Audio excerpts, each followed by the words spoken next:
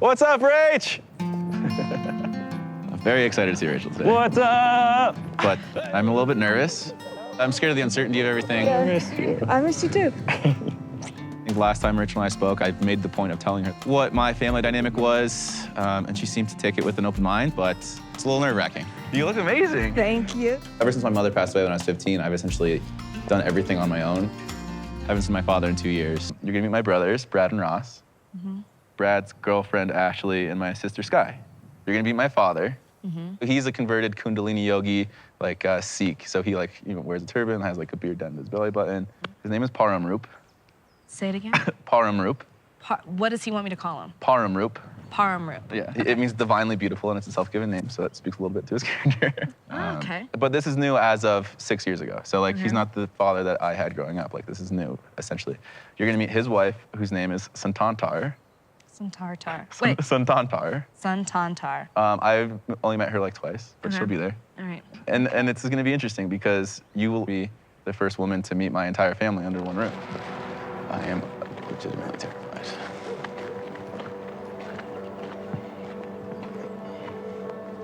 I'm not nervous, I'm terrified. Stop. It's gonna be fine. Thank you for being here with me. Of course. This is gonna be awful. It's gonna be fine. Just get I'm gonna be right here. Just get through it. Okay. Oh my God. So Tantar was in there, but you weren't in it. What's up, Pops? Hey there, son. What's up, squad? Dean. They're waiting for King Dean to show up. Where's the table at? Why are we all on the floor? Oh, because we don't have a Because we knew table. you'd love that. Hi. Nice to meet you. Nice to meet you. Brad. Nice to Nice meet you. to meet you. These are for you. Welcome to my house. Thank you for having me. These are also for you. This is organic seeds, a spade, gloves. What's up, Pops? Hey there, skinny one. My father was once a very traditional man. He has since converted to be a Sikh of some sort, and I'm suppressing every single emotion that I'm trying to feel, just keeping it down, buried as far down as it can go, so. Welcome, man. Thank you. Yeah, thanks for Yeah, having thank you us. both, so- Thanks for welcoming us into your home. You're quite welcome, man. I played the gong. It's kind of a neat thing, and the gong is an energetic cleaning. It's a wonderful sound, and so I'd like to share that with you, and I'd like everybody's head pointed that way to the gong. So this is quite different of an experience, but enjoy it. Just kind of let yourself go and.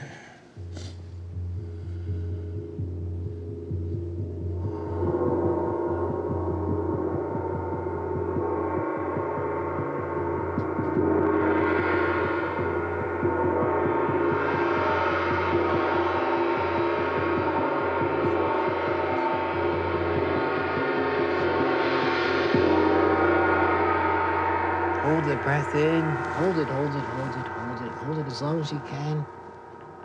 And exhale now. And just open your eyes. Dean's hometown isn't like anybody else's just because they're not your typical family. Something else. But I kind of like this.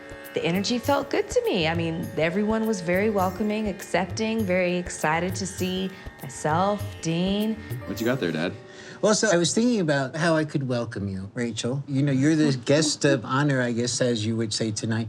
But also my children, I believe, are the culmination of my wife, their mom. She did pass a little over a decade ago. And Debbie, when she passed on, you know, she had told us that feathers would be actually her little sign. So I've thought it as the Debbie feather, because she was the most amazing woman, except for my wife today, that I've ever experienced. I mean, we're married 27 years, and she was an incredible lady.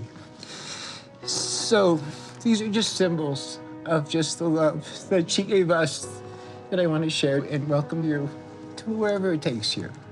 And for life, so I will share that with you, so. Thank you so much. Thanks, Pops. You're quite welcome. Thank you both. Really, you're amazing people, so I will share that. He doesn't cry, so this is very unique. Param, Dean's dad, presented us with feathers and said what they meant. He got very emotional about Dean's mom, and I was not expecting that. I love symbolic things, and I thought it was beautiful that he incorporated something from the past with the present. And it kind of had a little bit to do with the future, too. I thought it was absolutely beautiful. Dean told me that he hadn't talked to his dad in a really long time, like almost 2 years. How's their relationship? Ooh, how do I say this? I think it just had to do with my mom's passing and not being there at all. Like, at all. And so I think that's like the biggest thing. And there's this anger. It takes time to be able to say it to that person. And so I don't think that they've actually said that to each other yet. So I hope he says something. they just need to have that talk. Maybe they will tonight. Dean's been through a lot of stuff in his life, and he's been really strong through all of that stuff. I've actually admired him because Oh, I'm sorry. No, it's okay. he's been through a lot, and he's always been like the strongest person. And I've been really weak, and so to see him stand so strong, it's really cool. I really admire that about him so much.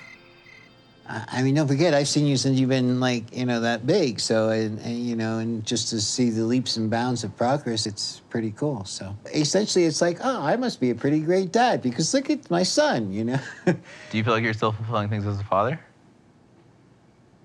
What? Do you feel like as a father, you're still fulfilling things? With you, I hardly talk to you or Ross. I mean, Brad, I do talk to more occasionally. Do you remember the disagreements that we had when I was in high school, though, after Mom passed away? And Absolutely. how difficult things were for us? Yes. And do you think that you and I have changed substantially from those arguments that we've had? Well, I didn't have the arguments. You did.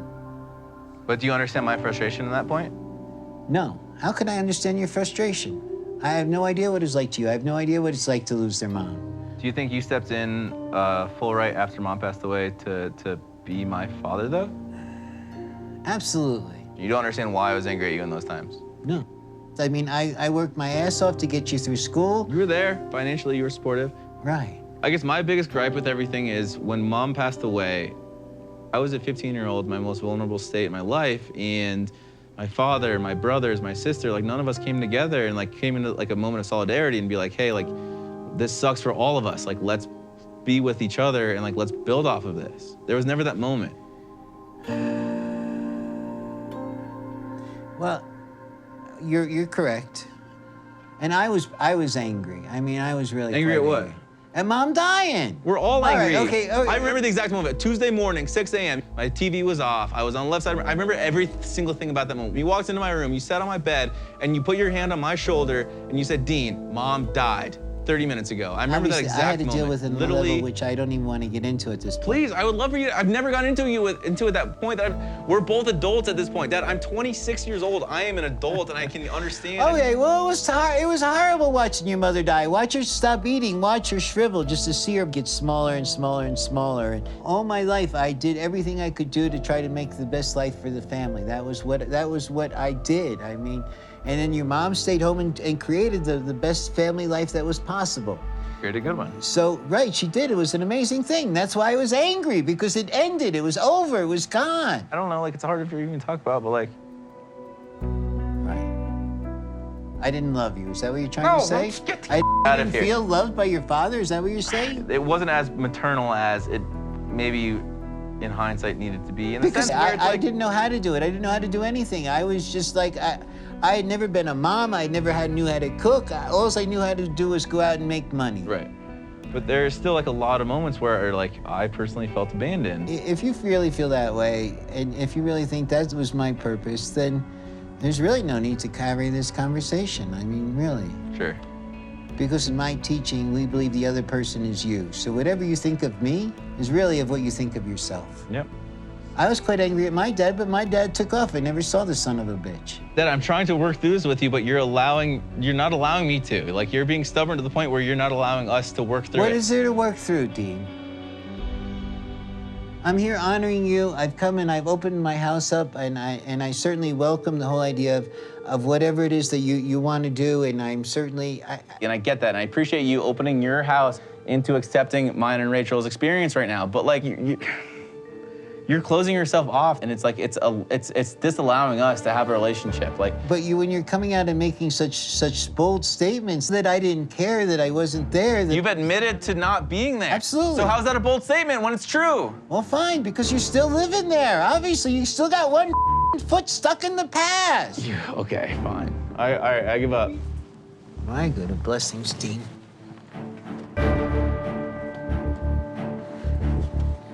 And I do wish you the best here, even if you... Dad, I love you there. I love you regardless.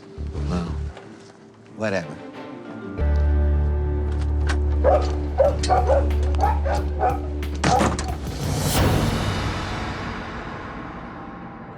Thank you for bringing me home. Tonight was tough for me, and for Rachel to be there through this every step of the way, it allowed me to really see, who she is. And... Hi, Rach. I know that what her and I have is powerful and feels great. It's up to Rachel to decide what she wants to spend it.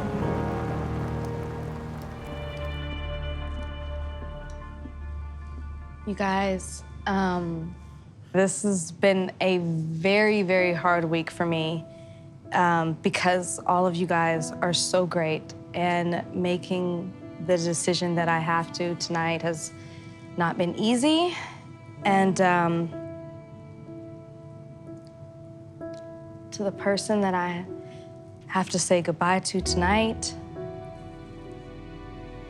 I'm so sorry. And I want you to know that I believe you are an absolutely amazing person. And I'm so sorry that I have to do this.